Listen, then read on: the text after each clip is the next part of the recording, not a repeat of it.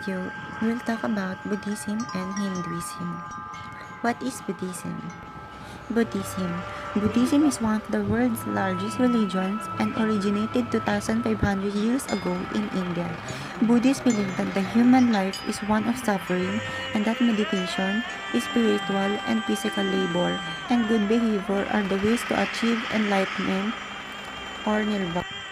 The eight auspicious symbols of Buddhism. In Buddhism, the eight auspicious symbols are a set of objects that represent qualities of enlightenment and serve as teaching tools. They began as symbols used in India at coronation of kings. In Buddhist traditions, the eight symbols are a white parasol, a conch shell, a treasure vase, a victory banner, a dharma wheel, a pair of golden fish, an endless knot, and a lotus flower. These symbols can be found and are used throughout the religion. They may be found on furniture, metalwork, carpets, and ceramics. Parasol. The parasol has its roots serving as an Indian symbol of royalty and protection. Traditionally, the more parasols an individual had, the higher they were in the social hierarchy, with royalty usually having around 13. This tradition was adapted into Buddhism and early depictions of the Buddha, whereas 13 parasols represented his sovereignty as the Buddha. Conch shell. Conch shell began as an Indian attribute of heroic gods, where shells represented victories in battle. In the usual Buddhist depiction of the shell, it turns to the right and is usually white. It represents the Buddha's teachings and the fearlessness of sharing these ideas to others. Treasure vase. The Buddhist-style treasure vase is modeled after traditional Indian clay water pots. The vase is mostly used as a symbol of certain wealth deities, but also represents the endless quality of the Buddha's teaching. In the typical Tibetan representation, the vase is highly ornate with a gold color and lotus petal designs along various. It is also usually studded with a number of precious gems and a sacred silk scarf around its neck. Victory banner. The victory banner originated as a military standard in ancient Indian warfare. The banners would be adorned differently depending on the deity that it was meant to convey and lead. In Buddhism, the banner represents the dreams of the Buddha of the four maras, or the hindrances on the path to enlightenment. The wheel began as an Indian symbol for sovereignty, power, and protection. The wheel is made up of three key parts: the hub, the spokes, and the rim. Respectively, they represent ethics, wisdom, and concentration. The 80-spoke wheel is meant to represent the aspects of the Noble Eightfold Path. The practice is said to lead one out of the cycle of rebirth. In some early Buddhist sites, the wheel served as a symbol of the Buddha. Golden fish. The pair of golden fish began as a representation of the two great rivers of India, the Ganges and the Yamuna. When they were adopted in the Buddhism, they came to symbolize happiness and spontaneity due to their freedom moving through water. The freedom represented by the fish symbolized freedom from the cycle of rebirth. Endless knot. The endless knot is a piece of imagery present throughout many ancient cultures and beliefs. In Buddhism, the knot serves as a symbol of the Buddha's endless wisdom and compassion in addition to eternal harmony. When applied to Buddha's teachings, it represents the endless cycle of rebirth. Lotus flower.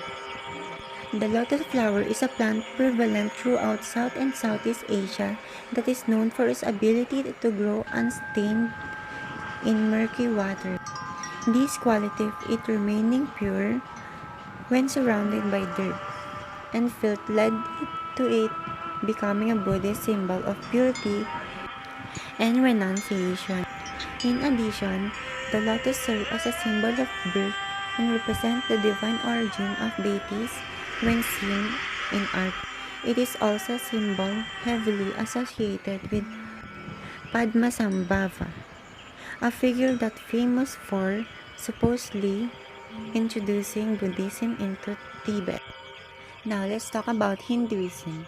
Hinduism is an Indian religion and dharma, or a way of life. It is the world's third largest religion with over 1.2 billion followers, or 15 to 16% of the global population, known as Hindus. What is Hindu? A Hindu is a person who believes in a religion called Hinduism. Many Hindus live in India. Use the term Hindu to talk about someone who follows the teachings and practices of Hinduism, or who has a cultural connection to Hinduism. Here are some of the key beliefs shared among Hindus. Truth is eternal. Brahman is truth and reality. The Vedas are the ultimate authority. Everyone should strive to achieve Dharma.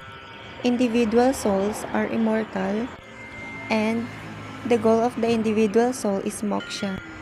The four main beliefs of Hindus. The purpose of life for Hindus is to achieve four aims called purusharthas. These are Dharma, Kama, Artha, and Moksha.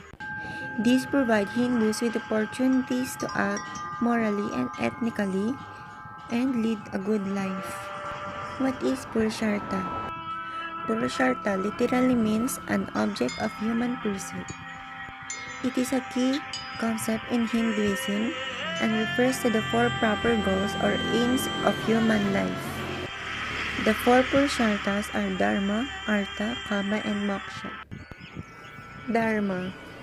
Dharma is the religious and moral law governing individual conduct and is one of the four ends of life. Kama. Kama. Sanskrit, love, desire, pleasure. In the mythology of India, the god of erotic love and pleasure. Artha. Artha is one of the four aims of human life in Indian philosophy. The word Artha literally translates as meaning, sense, goal, purpose, or essence, depending on the context. Artha is also a broader concept in the scriptures of Hinduism. Moksha. Moksha, also called Vimoksha, Vimukti, and Mukti, is a term in Hinduism, Buddhism, Jainism, and Sikhism for various forms of emancipation, enlightenment, liberation, and release. What is deities? Hindu deities are the gods and goddesses in Hinduism. The terms and epithets for deity within the diverse traditions of Hinduism. What is Trimurti? The word Trimurti means three forms. In the Trimurti, Brahma is the creator, Vishnu is the preserver, and Shiva is the destroyer. The main three deities known as in Hinduism: Brahma, Vishnu, Shiva. Brahma. Brahma is the first god in the Hindu triumvirate or Trimurti.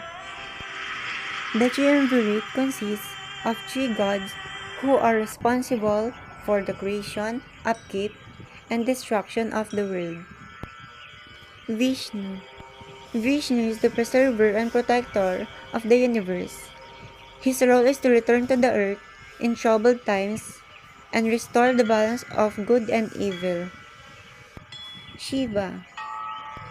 Shiva is known as the destroyer within the Trimurti, the triple deity of supreme divinity that includes Brahma and Vishnu. In the Shaivite tradition, Shiva is the supreme lord who creates, protects, and transforms the universe. Introduction to world religions and belief systems, Buddhism and Hinduism. Thanks for watching.